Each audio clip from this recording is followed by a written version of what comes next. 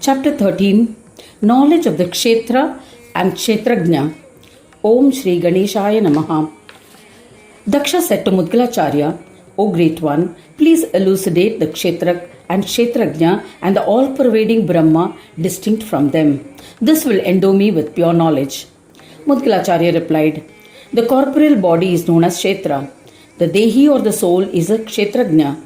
From their union, Mahat Brahma is created. It is also known as Swata Uttana Brahma, the self-awakened. Let's say that Kshetra is the Sanyoga of the 5 Bhuta, principal elements, the 5 Tanmatras, the 5 Jnanendriyas, the 5 Karmendriyas, 5 Vayus, and the 10 deities of the 10 Indriyas. Hatred, desire, courage, Antakarana, Chaitanya, sorrow, the enticing happiness, Chitta, Buddhi, gross or Sthula body in the Jagrat state, subtle or Sukshma body in the Swapna state, causal or the Karana body in the Sushupti state, and Turiya, the body which is endowed with Chetana. The union of all this is called the Kshetra Pandits. The Kshetrajna exists in one state and is undifferentiated. It resides within the Kshetra and exists within all. In the Shuddha Chaitanya, undifferentiated state, O Prajapati, the absolute Bodha Rupa Brahma is formed by the union of the two, which is endowed with the attributes of being visible and invisible and also devoid of it. Bodha has no color or form, hence invisible, but it is evident from the deeds of humans and thus visible. Maya creates the Sthula, Sukshma, Sama and Turiya states, entices the Kshetrajna and always keeps them under its own command. In every state, there is something that entices the Jivatma and keeps it riveted. The Jivatma is so enticed by the 4 states of the Deha that it falsely assumes that I am Deha. It performs various karmas or deeds infatuated by objects endowed with the 3 gunas for the indulgence of the Kshetra under the illusion of me and mine. At some point, a human forsakes his tamasic gunas and adopts the rajasic gunas.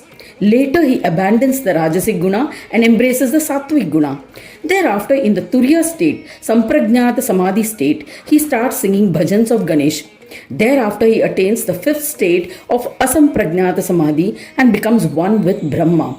The only awareness he possesses in the influenced state is of performing joy-bestowing karmas. He does not recognize sinful acts as sins.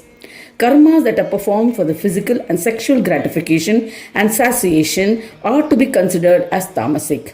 They eventually lead one to hell.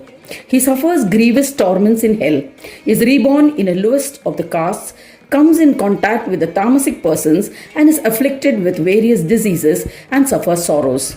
Such sinners are born with hearing, speech or visual defects and are unable to enjoy the destined comforts. In this manner, if the human continues to commit sins, he will go to Yamloka after death and will be thrust into Naraka time and again. If he is fortunate enough, he will be able to forsake his tamasic nature, resolves to observe and follow dharma. When an individual does not forsake his dharma and performs sakama karmas, which always grants pleasures, he should be considered as endowed with rajasic gunas. Various beings influenced by desires perform various karmas while following the path of dharma. Such karmas are rajasic in nature. After indulging in all the pleasures of other lokas, such individuals are reborn on earth. Depending on the karmas performed in that birth, they will reap rewards in other lokas. If the rajasic karmas performed by them are insignificant, they return to earth fairly quickly. Or else they get trapped in the cycle of birth and death, are reborn in a superior or inferior womb based on their karmas. O Prajapati, an individual performing rajasic karmas does not go to hell. They may be reborn either as an inanimate or animate bird or being. There is no doubt that they will experience various sorrows and joys in that state.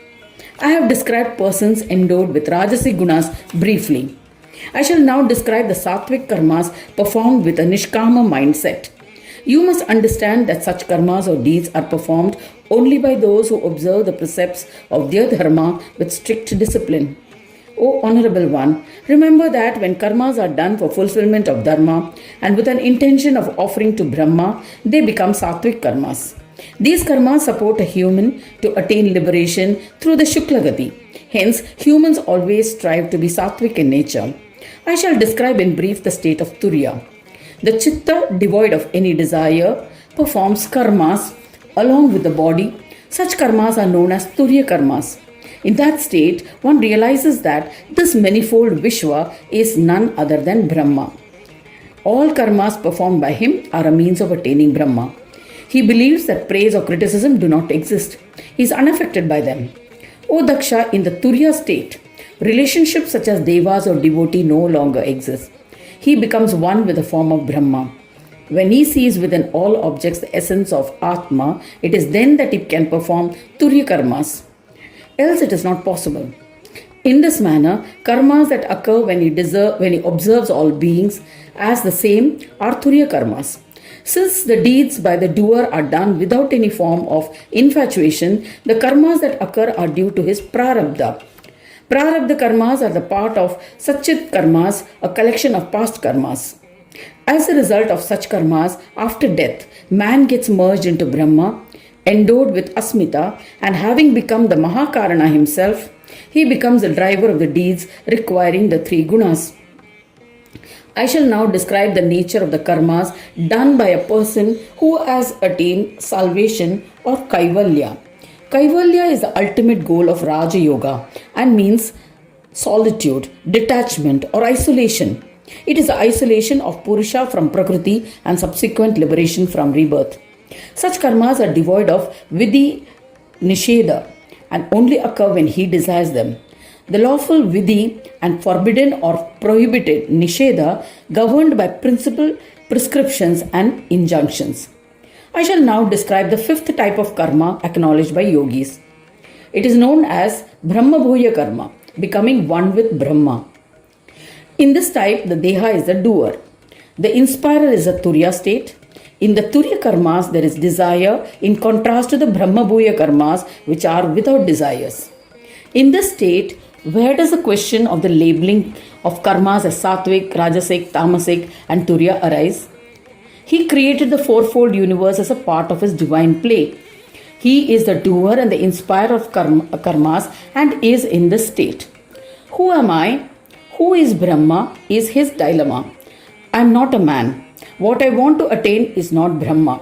The concept of human and Brahma is as a result of Maya, who has created delusions. There is no doubt about it. Brahma has differentiated into the four forms and conducts different divine plays. There, nothing is auspicious or inauspicious. Man must abandon the meaningless pride that he is the doer. When one has experienced the sweetness that is Brahma, the individual forsakes all infatuations and conducts himself with peace. In this manner, the Jivatma, which is immersed in the fourfold karmas, must abandon the delusion that I am the Deha and contemplate that he is Paramatma. A human should achieve this state gradually by practicing yoga sadhana. I have elucidated everything about Kshetra, Kshetrajnya and sadhana. I shall now describe the joy bestowing duties of Varnashrama. By observing them, humans can attain all the four Purusharthas, namely dharma, wealth, desire fulfillment and liberation. To observe them, one needs to control the chitta and the sense organs. He needs to have the attributes of forgiveness, earnestness, penance, purity, and must have the knowledge of Shrutis and Smritis. Never perform a karma that is contrary to the teachings of the Vedas. Always seek wisdom through study of Vedas and Shastras. Such a person will be addressed as a Brahmin. One who is courageous and dexterous, does not betray during times of war, offers asylum to the one who surrenders, exercises supremacy, bears the punishments meted out and is also fearless, can wage a war, exhibit valor, generosity and political wisdom while ruling a kingdom is a Kshatriya. One who deals with the purchase and sale of goods, ploughing the land and rearing cows is a Vaishya. Those who serve the three Varnas, donate, chant the name of the Lord, listen to the Puranas, gets religious karmas done from the Brahmins, belong to the Shudra community. They must get done only those karmas addressed in the Puranas from the Brahmins. The Shudras are not competent to perform the sacrificial rites. The Brahmins, Kshatriyas and Vaishyas should wear the sacred thread after the thread ceremony and observe Brahmacharya and study Vedas and other scriptures. During that period, they should ask for food as alms. They must obey their guru. They should wear a shikha. Shikha is a tuft of hair at the back of the head. They must chant the Gayatri mantra thrice a day. They must perform the Brahma Yajna in the morning and the evening. They must observe strict brahmacharya for 16 or 12 years. Thereafter, they must get married and perform the Pancha Yajnas daily. Pancha Yajna, the 5 great daily yajnas that are to be performed by every householder are: 1. Brahma Yajna, called also the Veda Yajna, homage to Brahma or the Vedas or the sages. 2nd, Deva Yajna, homage to gods and elements. 3. Pitru Yajna, homage to ancestors. 4. Bhuta Yajna, homage to beings. And 5. Manushya Yajna, homage to men. Vedic ceremony called Vaishwadeva integrates the Pancha Yajnas. For the progression of their lineage, a householder must indulge in conjugal bliss with his wife. Those who observe the Vanaprastha must live in a forest along with his wife and perform penance. He must refrain from conjugal bliss during this ashram. They should survive on whatever is available in the forest. They should not enter the village or town with unkempt hair and overgrown nails. While observing Vanaprastha, they must observe vratas that involve living on air. They should give up thoughts of any physical desires. By restraining the chitta, they should live on food received through bhiksha. Such a person should not deal with money. He must strive to attain union with Brahma. He must always maintain self-restraint. He must not follow any other path for liberation. A yogi who attains liberation while alive is said to have attained the 5th stage of ashramas and is said to be devoid of any varna. In that stage, he is said to be devoid of vidhi nisheda and becomes the Vinayaka. I have told you everything about observing the precepts of one's dharma. When a human follows this path, he will attain Brahma. Daksha said, "O great Guru, please tell me about dharma, wealth, desire fulfillment, liberation and Brahma Bhuta to destroy my delusion. Some people believe dharma, some believe wealth, some believe desire, yet others believe liberation to be the most important. Some others believe that being absorbed in Brahma is the ultimate." Mudgalacharya replied, "By following one's dharma, one can attain the abode of Brahma. Brahma is the dharma of one's self, Swadharma that is applicable to all. Wealth is a capability that helps to attain Isha Loka. You must understand that there is no one more powerful than Ishvara in the entire Brahmand. Kama or desire fulfillment is related to indulgences. It is a bestower of Vishnu Loka. Kama represents the Lord of Lakshmi, Vishnu. He is capable of fulfilling all desires. Mukti or liberation is Surya or Saura Brahma. Surya is considered to be the Purusha who is effulgent and is the witness who guides one on the Shuklagati. Brahmabhuta means Swananda. He is the bestower of Purna Yoga. The ones well versed in Vedas say that there is nothing superior to Swananda Loka. Listen to another fact, O Daksha. All the 5 Purusharthas are bestowers of yoga. However, I shall tell you about the differences between them. By Dharma Yoga, man achieves the most superior yoga. The Kama Yoga is not superior to it. Only desire fulfillment can be attained through yoga in the form of Kama, and nothing else is attained. It is by abandoning the covering of Maya that one attains liberation. By Yoga Sadhana, the Jivatma Brahma are absorbed into the Supreme Brahma. Such a yogi who has become absorbed into Brahma is said to be Brahma Bhuta.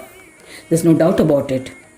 Yoga Shastras mention these 4 states, namely Dharma, wealth, desire fulfillment and liberation as endowed with Maya and hence different from Brahmi Bhuta. Being one with Brahma is the 5th yoga and is different from the other 4. One who resides in Brahma after attaining union with him is considered as a yogi. He resides in Brahma and is not considered as distinct from him. Thus ends the 13th chapter titled Knowledge of the Kshetra and Kshetrajna in the 9th Khanda of the Purana Upanishad, Srimad Mudgal Puran, describing the legends of yoga, dedicated to Sri Gajanana. End of chapter 13.